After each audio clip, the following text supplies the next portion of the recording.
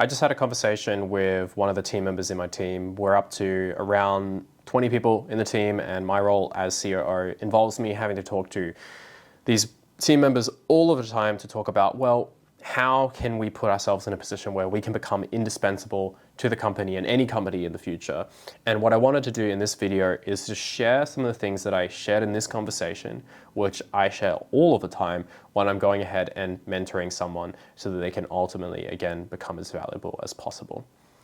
So with this particular individual, she was in a position before where she was not meeting the foundations of being an effective employee.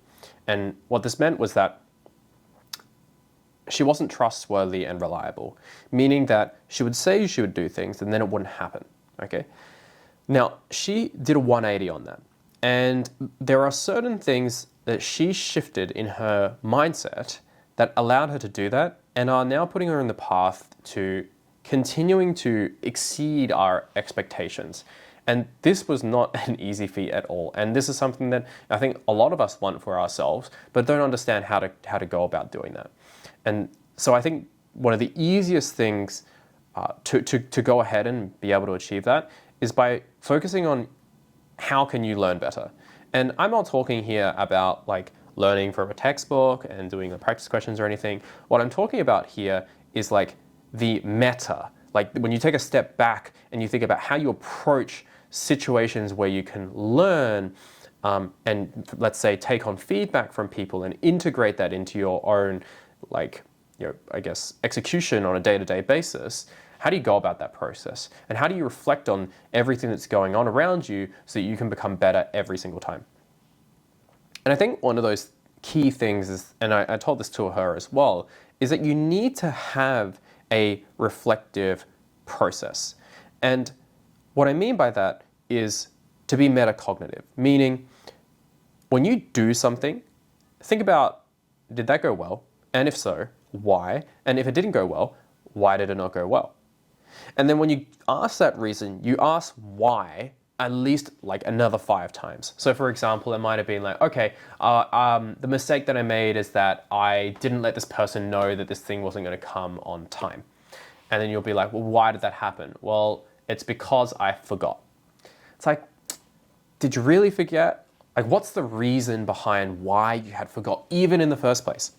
And so it might be something like, I forgot because I had lots going on. It's like, well, why did you forget despite having lots going on, right?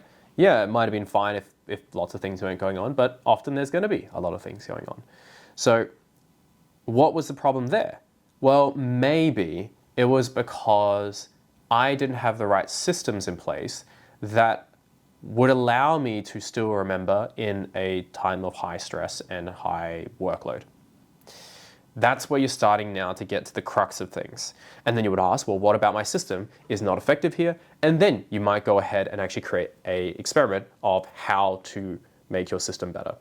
And as part of the company that I'm in, we are teaching the skill of learning itself to people, the cognitive psychology and educational psychology behind it. And so much of this applies to how we look at training inside of our organization as well. And so that is one of the key things, is literally the commitment and focus on reflecting on every single learning event that happens to you, which happens like tens or dozens of times a day. You just have to reflect on it.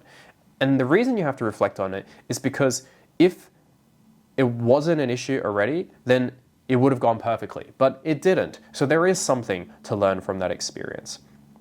And so the earlier that we start dissecting what actually was our thought process, the earlier that we can actually go ahead and fix that up. So that is the key thing that I start off all of my mentorship conversations with whenever I'm meeting a new person and starting a kind of professional relationship with them where I will need to train them. I want them to understand how to reflect on every single scenario that they ever put themselves into so that they can become better. And when you do that, you get compounding growth. Every single time from that moment forward, you will get consistently better. Even if you're focusing on the wrong things, you will figure it out. But if you stop this process, then you will stop improving and those compounding gains will not occur. And in fact, in a lot of the times, I think the reality is that if we're not engaging in a process of learning all the time, we fall behind and we actually start getting some of these compounding negatives, which is completely not what we want. So that's just one thing I wanted to share that I think is incredibly important for everyone to be aware of. And yeah, let me know if you found this helpful and I can share more of this in the future.